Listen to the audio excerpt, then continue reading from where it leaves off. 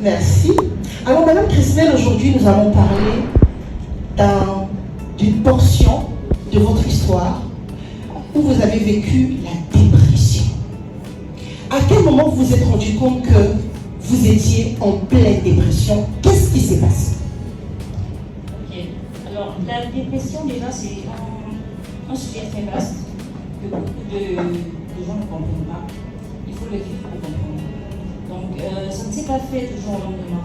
Ça a été progressif. Donc, au début, il y avait des signes que j'ignorais. Et c'est après, un jour, quand je rentrais du travail, j'avais très mal à la tête. C'était récurrent, c'était la tête, addict aux médicaments. Et donc, ce jour, quand je rentre du travail, j'étais fatiguée et je cherchais mes médicaments. Parce que les médicaments, c'était devenu comme, on va dire, comme de l'eau pour moi, pour calmer mes migraines. Et donc, ce jour, je cherchais mes médicaments partout. Je me disais, je ne trouve pas mes médicaments. Et j'avais besoin de faire quelque chose à manger. Et quand je ouvre le congélateur, je m'aperçois que j'avais mes médicaments Dans le congélateur. Dans le congélateur. Wow. Voilà. Je t'ai cherché depuis des heures là. Toujours après le boulot, quand je suis rentrée dans la cuisine, j'ai eu comme un trou noir. Un trou noir, je suis restée sur mon lit là.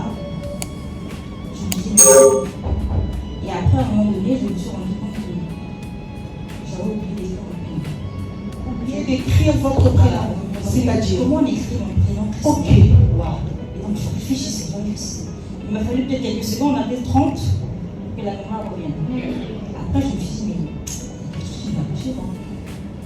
Et donc, vous avez souvent des, on va dire quoi, des rechutes au niveau du travail. Déjà que je faisais un métier qui ne me passionnait pas à l'époque. Et à tout moment, quand je montrais le désir de l'arrêter, parce que j'en parlais à mon mari, il ne voulait pas en savoir plus.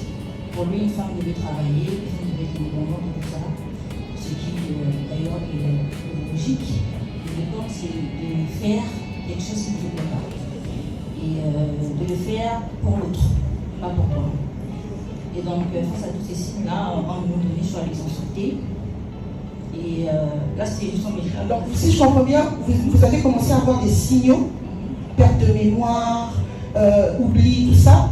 Et à côté de ça, en fait, vous étiez dans un travail qui ne vous convenait pas, mais que vous faisiez par contrainte, malgré vous. Oui, c'était devenu une contrainte parce que c'était d'abord un travail où il y avait beaucoup de pression. Je pense qu'on connaît tous le travail en cabinet, hein. Okay. Et à l'époque, politique financière. Donc, je fais pas mon travail, tout ça. Et si c'était avant, parce qu'à un moment donné, je me rendais compte que je travaillais. Je peux me retrouver toute la journée devant mon ordinateur, mais ça bug. Hein. Ça bug. Mais madame, on attend le travail, tout ça. Oui, ça viendra. Mais je ne comprends plus rien. Ce que j'ai à faire. Pourtant, les années auparavant, en ma qualité de, on va dire quand même, j'étais plus junior en quelque sorte. Donc j'avais quand même de l'expérience. Mais j'arrivais à faire des erreurs des juniors. Et je me sentais pas en place.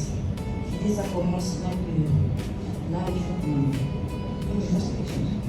Et donc, qu'est-ce que vous avez fait pour sortir de cette dépression? Du coup, quelles sont les actions que vous avez mises en place justement pour vous retrouver? Alors, la première des choses, c'est d'abord de parler à mon partenaire. Je lui ai fait affaire d'abord le nerf de la guerre de mon foyer. Le boulot. Voilà, mon boulot c'était le nerf de la guerre. Parce que franchement, on a parlé tout à l'heure de famille de rester avec ses enfants, parce que les enfants sont tout le temps dans la demande, mais maman, tu ne vois jamais, tu travailles pour tout ça. Donc moi, je ne voulais pas quitter mon travail pour rien faire, mais pour me lancer dans les activités qui me passionnent, n'est-ce pas? Et donc, c'était pas pour jouer dans mon